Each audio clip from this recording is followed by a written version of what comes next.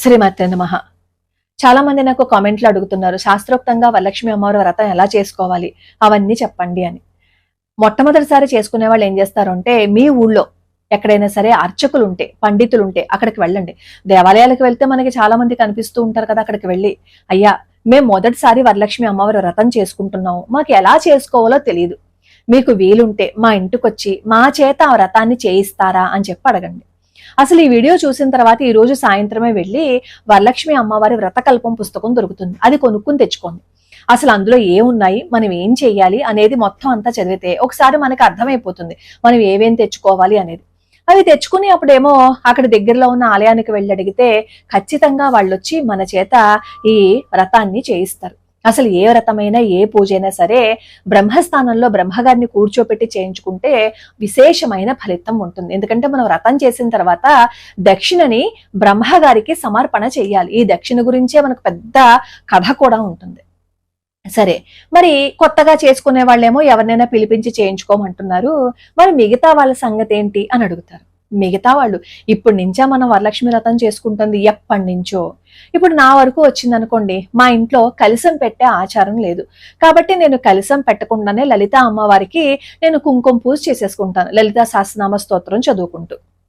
కాబట్టి ఎవరి ఇంటి ఆచారాన్ని అనుసరించి వాళ్ళు చేసుకోండి. ఇలాగే చేసుకోవాలని మనకు వ్రత కథలో ఉన్నా ఎవరింటి ఆచారాన్ని బట్టి వాళ్ళు ఏమో ఈ తోరాలను కట్టుకోవటము, అలాగే ఈ మంటపాన్ని పెట్టుకోవటము, కలశాన్ని పెట్టుకోవటం అవన్నీ చేస్తారు. అందరికీ కలశం పెట్టుకునే ఆనవాయితీ ఉండదు.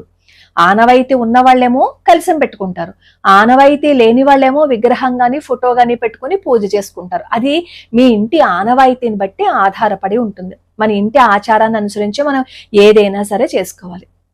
సరే, మరి పూజ చేసేటప్పుడు ఎలా చెయ్యాలి? జుట్టు విరబోసుకోకుండా, ఆ రోజు తలస్నానం చేస్తారు కదా, మరి జుట్టు తడిసిపోయి ఉంటుంది. చాలా మంది ఏం చేస్తారంటే పూజ చేసేటప్పుడు ఆ జుట్టుకి టవల్ కట్టుకుని చేసేస్తారు పూజ. అలా చేయకూడదు. శుభ్రంగా తుడుచుకుని నీళ్లు కారకుండా ఉండాలి. సరే, ఒకవేళ ఒక చుక్క బొట్టు కారినా వెనకాల ముడి పెట్టుకోవాలి మనం పూజ చేసేటప్పుడు. అలా ముడి పెట్టుకుని సంప్రదాయ వస్త్రాలు ధరించి అప్పుడు మనం పూజ చేసుకోవాలి. చక్కగా బొట్టు, కాళ్ళకి పసుపు అవన్నీ రాసుకుని.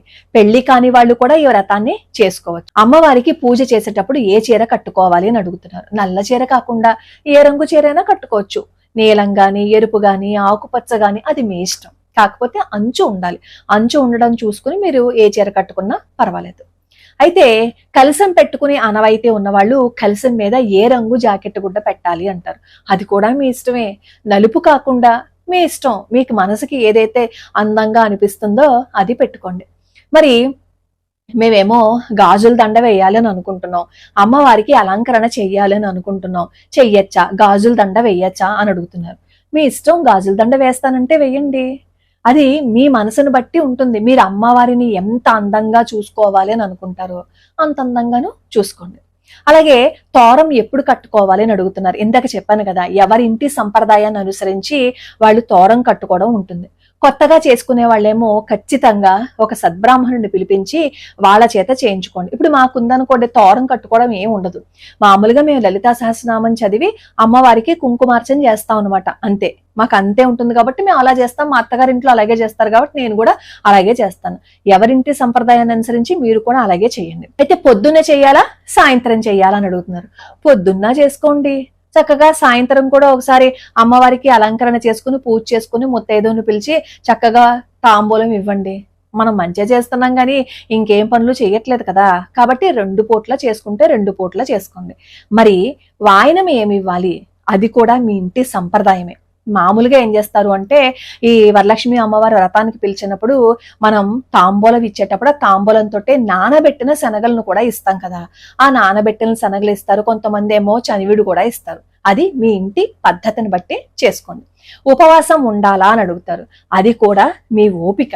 మీరు ఉండగలను అంటే చాలా మంది ఏం చేస్తారంటే పొద్దున కాకుండా సాయంత్రం పూజ చేసుకుంటారు. పొద్దున్న నుంచి ఉపవాసం ఉండి అమ్మవారికి ఏమో నైవేద్యాలు అవన్నీ తయారు చేసుకుని సాయంత్రం పూజ చేసుకుంటారు. ఉపవాసం ఉండాలి అని అనుకోండి, ఉపవాసం ఉండండి. ఉపవాసం మేము ఉండలేకపోతున్నాము అని అనుకోండి, చక్కగా పొద్దున పూజ చేసేసుకుని హాయిగా చక్కగా అమ్మవారికి నివేదన పెట్టిన ప్రసాదంగా తీసుకోండి. మళ్ళీ సాయంత్రం ఒకసారి స్నానం చేసి పూజ చేసుకోండి. భక్తిగా, శ్రద్ధగా మన ఆచారాలని పాటిస్తూ జుట్టు విరబోసుకోకుండా బొట్టు పెట్టుకుని హాయిగా అమ్మవారికి పూజ చేసుకోండి.